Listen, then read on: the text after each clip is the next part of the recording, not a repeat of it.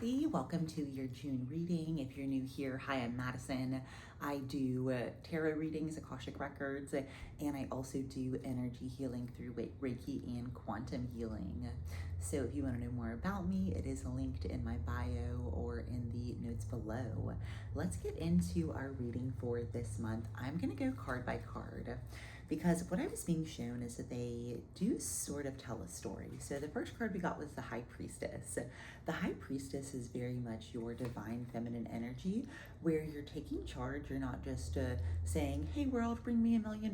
You're doing the work to get the thing, but also you're very calm. You don't feel like you have to rush it. You don't feel like you're doing it from a place of scarcity. You're more doing it from a place of intuition and solidarity. And so with that comes a new level of awakening. A lot of people, when they get the Judgment card, they perceive maybe it to mean a certain thing. And in this reading, what I was getting is, you've gone through this period where you're really confident in your purpose. And as you do that, you start to awaken more. And then you start to maybe judge how unawake you were before compared to maybe what you thought of yourself versus how much you're now seeing is out there to learn. So for me, I went through this period where I felt like I learned so much at the beginning of my awakening, and then it became very clear, like, I don't think I'm ever gonna learn it all, right? And that's what I see. So when that moment comes, don't be frustrated with yourself. Remember that life is a journey and we have a lot of years left. And if there wasn't a multitude of things for us to learn and do, life probably wouldn't be that exciting. So our final card is the Fool. And again, a little bit different perspective on this. I always think of the Fool as the card that comes through when you're doing something new. And as we just saw with our High Priestess card, we are doing something new. We're stepping into the energy of being really confident doing the work, but also allowing the universe to do the part that we can't.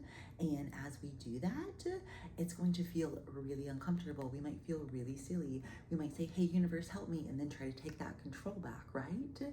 And so whenever I personally have some things that are outside of my comfort zone that I'm going to do in the month of June, right? I have three things specifically on my mind in the month of June that are a little outside my comfort zone. And this was definitely the validation that, like, you're supposed to do them. Yeah, you're gonna feel foolish, but like, that's how everything goes, right? And so for me personally, anytime I do something new, personally or professionally, I love to resonate this card with that situation, right? You have no idea what you're doing. You feel a little foolish. Things aren't going to go perfectly the first time, but you know that you're headed in the right direction. And it's the reminder that the journey is the important part, not the destination, because the journey is actually what you're going to remember. And the destination is just, some tangible objective that we're likely always changing as we move through the progression of our careers, right?